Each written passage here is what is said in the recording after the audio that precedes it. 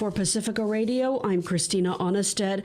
Israeli forces withdrew from Gaza's main hospital after a 2-week raid, saying it killed 200 militants, confiscated arms, and detained hundreds. Israel's military spokesman Daniel Hagari said Hamas and the smaller Islamic Jihad group had established their main northern headquarters inside the hospital. Claims Hamas has refuted. Reports are coming out among those killed in Al-Shifa Hospital were a journalist and nearly 24 patients, according to the World Health Organization. The Washington Post is reporting the Biden administration has silently approved another package of arms to Israel of some 2,000 bombs. Among those bombed in recent days are civilians, a tent being used by media outside the Al-Aqsa hospital. At least 4 are dead, according to the WHO. It's the latest bombing in central Gaza. Ramped up strikes, including the bombing of a home, killed a family of 5 that locals say had no connection to militant groups. Rami Almigari reports. Mustafa Musa is a relative of Kamal, a retired English teacher with an UNRWA-run schools.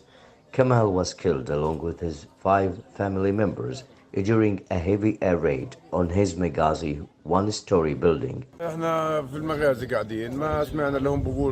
in Meghazi have been informed that the home of our cousin teacher, Kamal, was raided, and we rushed here to check on them. What should we think?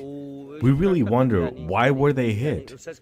Our cousin and his sons have never been perceived as people who had anything to do with the resistance at all. In the same Meghazi refugee camp, Israeli army warned other residential homes before Israeli warplanes dropped bombs on them. Adnan Masleh is an owner of a 3-story home in Meghazi. His home was pounded to rubble shortly after he received a warning by phone from Israeli army. A million question marks as to why my home in particular was hit. All the people around came over to me and wondered, saying, "You, Abu Khalad, have never had anything to do with anything." Meanwhile, they target other homes without pre-warnings. For Pacifica Radio, I am Rami Almigari in Gaza. Tens of thousands of Israelis are protesting in Jerusalem, demanding Prime Minister Benjamin Netanyahu resign, and there be new elections, and the government expedite hostage releases in Hamas captivity. The protest today outside Parliament is considered the largest anti-government demonstration since the country went to war in October.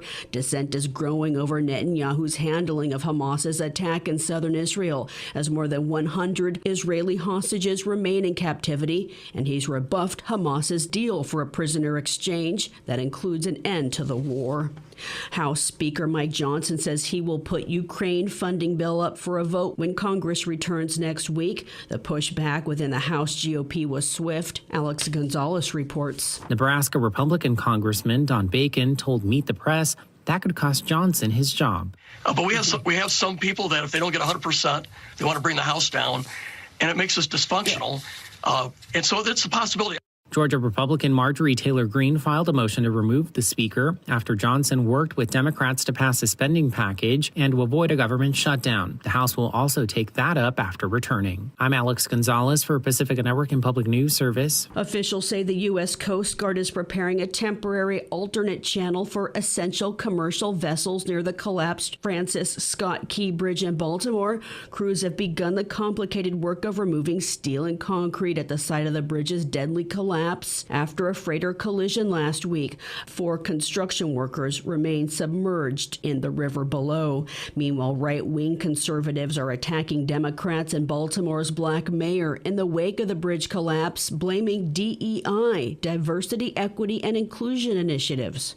Catherine Carley reports. Republican New Jersey Congressman Jeff Van Drew says Transportation Secretary Pete Buttigieg worries more about pronouns than the safety of America's infrastructure. Since the collapse of the Francis Scott Key Bridge, right-wing comments have linked the accident to diversity programs, immigration, even COVID lockdowns. Baltimore natives like TV producer David Chase have reacted to that with rage, calling it an insult to politicize the tragedy. Safety officials are investigating if contaminated fuel is what actually caused the cargo ship to lose power before it crashed. I'm Catherine Carley for Pacifica Network and Public News Service. California's new minimum wage law for fast food workers goes in effect today. Most fast food workers are set to be paid at least $20 an hour.